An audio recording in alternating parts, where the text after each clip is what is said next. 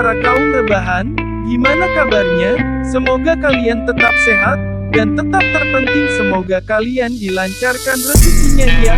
Video kali ini saya akan merangkum sebuah film Into the Forest yang dirilis pada tahun 2015. Film ini menceritakan dua orang kakak beradik yang bertahan hidup tinggal di hutan, ditambah lagi dengan adanya pemandangan ekstrim yang belum diketahui sampai kapan. Jangan pakai lama, di awal langsung aja mulai alur singkatnya.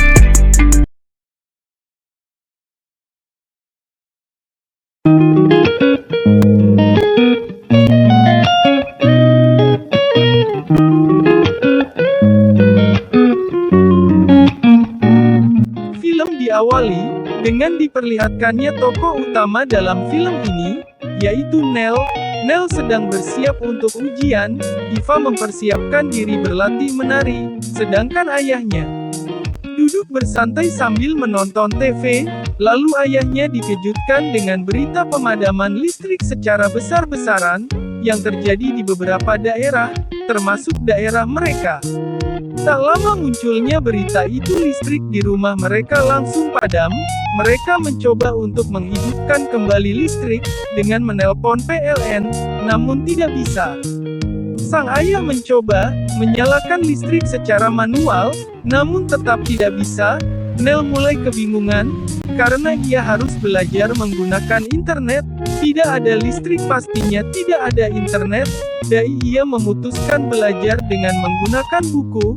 Saat ia mengambil senter di dalam mobil, dia kurang rapat menutup pintu bagasi mobil. Lampu kabin mobil dalam kondisi menyala, namun keesokan harinya mobil tidak bisa menyala, karena akinya soak. Sudah 10 hari berlalu listrik padam, sang ayah akhirnya menemukan ide untuk bisa menyalakan mobilnya. Akhirnya mereka berhasil menghidupkan mobilnya. Mereka sangat senang bisa pergi ke kota. Tempat pertama yang mereka datangi adalah supermarket. Sampai di sana, mereka melihat supermarket sudah kosong. Lalu mereka bertemu dengan si penjaga supermarket, menawarkan stok bensin.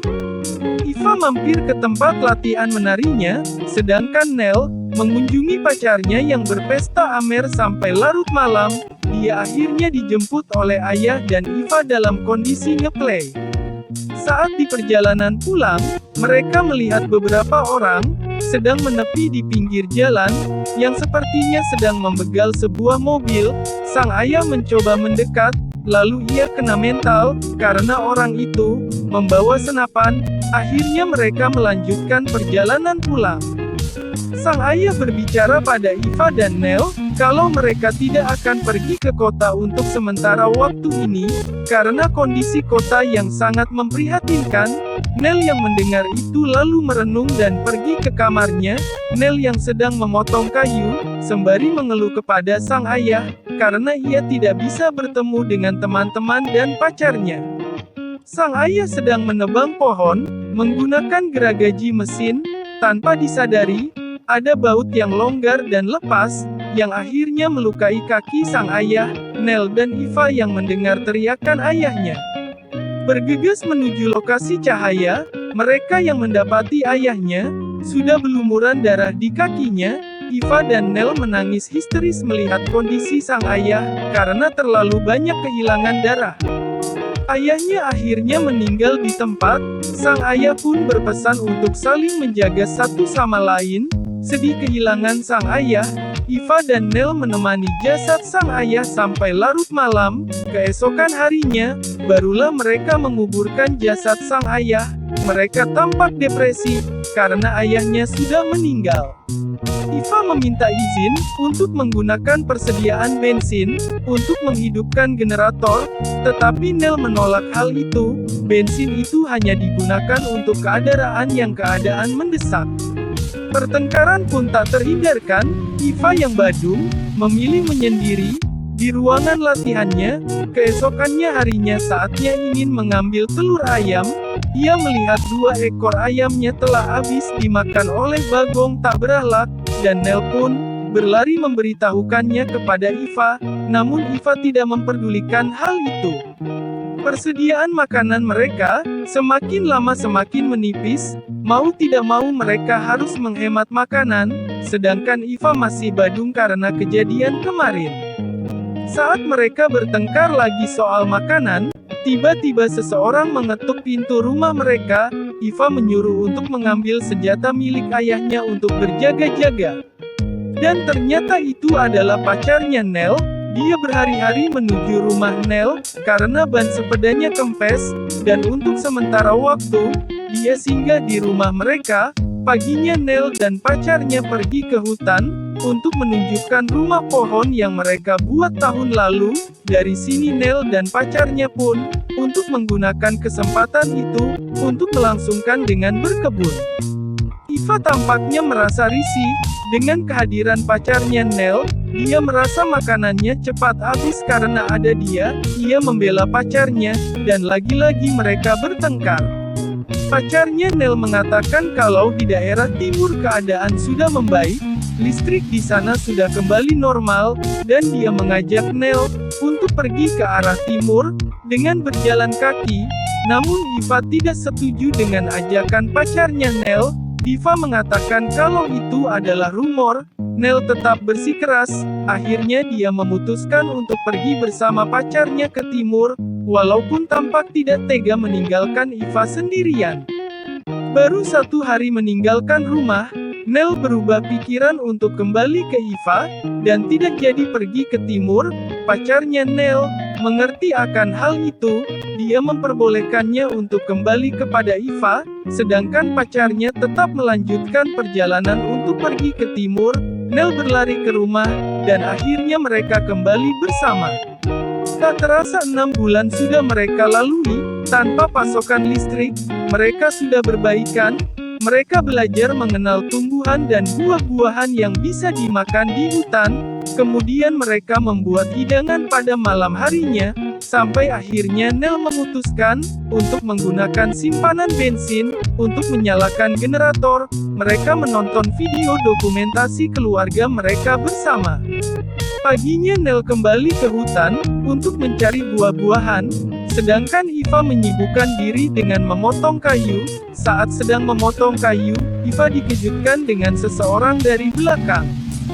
Faktanya, itu adalah penjaga supermarket yang mereka temui waktu itu. Dia basa-basi menanyakan Cahaya dan keadaan keluarga mereka di situ. Eva tahu tampak curiga dan waspada terhadap pria itu. Kemudian pria itu semakin mendekati Eva, lalu pria itu dengan cepat menyerap Eva. Eva memberi perlawanan kepada pria itu, namun Eva kalah kuat, dan akhirnya dia minta paksa oleh pria itu. Setelah puas dengan tubuh Tete Eva, pria itu mengambil persediaan bensin, dan mencuri mobil mereka. Saat Nell kembali ke Eva, dia melihat Eva sudah tersungkur di tanah, dan sangat marah, dan mencari pria itu.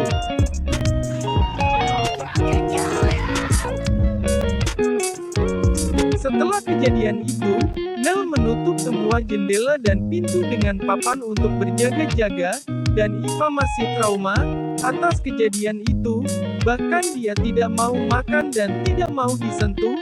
Nell berusaha untuk mengembalikan semangat Eva, menyalakan musik, dan menari di hadapannya, namun Eva tetap terlihat bersedih. Saat ingin mengangkat batu besar, punggungnya Nell kecengklak, dan berteriak meminta tolong kepada Eva. Eva pun keluar. Pas keluar dia melihat TKP di mana dia perkosa secara paksa oleh pria itu, namun ia bisa melawan traumanya, dan bergegas pergi menolong Nell. Kemudian Eva membantu memijat punggungnya Nell, dan terlihat Eva menangis teringat kejadian waktu itu. Kita setelah menangis, sang mengatakan semua unek-uneknya. Eva terlihat normal kembali. Lalu suatu pagi Eva terasa mual dan pengen muntah. Nell curiga kalau Eva sedang hamil. Nell tidak memberitahukan itu kepada Eva. Lalu Nell coba belajar tentang tutorial aborsi. Namun tiba-tiba Eva datang. Ia sudah tahu kalau dia sedang hamil, dan dia ingin melahirkan bayi itu. Nel awalnya menentang karena itu adalah hasil pemerkosaan, tapi Eva sudah memutuskan, dan akhirnya Nel pun setuju. Dan mengatakan kalau Eva butuh vitamin B12, yang hanya terdapat pada daging hewan, karena tidak ada simpanan daging, Nel akhirnya mencoba berburu, ia mendapatkan seekor babi, dan siap untuk dimasak. Lalu saat mereka tertidur, terdengar suara beradagan dari depan, dan ternyata itu adalah genteng rumah mereka yang rubuh, saat itu juga mengalami kontraksi. Dan akan segera melahirkan, yang mengajak Eva untuk keluar dari rumah itu, karena dia takut rumah itu akan rubuh. Nel pun membawa Eva ke rumah pohon di hutan. Sampai di sana, Nel yang membantu persalinan Eva, yang akhirnya Eva melahirkan anak laki-laki, yang diberi nama Ujang Aliran. Mereka sangat senang dengan kehadiran bayi itu. Mereka mencoba kembali ke rumahnya, namun rumahnya sudah dalam kondisi yang berantakan, dan Eva tidak mau tinggal lagi di sana. Bahkan Eva menyuruh Nel untuk membakar rumah itu, supaya ada orang yang melihat dan membantu mereka. Sebenarnya Nel tidak tega melakukan itu, karena banyak kenangan manis bersama orang tuanya, tetapi rumah mereka sudah tidak layak huni, dan ia pun memutuskan untuk membakarnya. Mereka melihat rumah itu terbakar, dan akhirnya, mereka pun pergi kembali ke rumah pohon, untuk tinggal sementara di sana. Film pun tamat.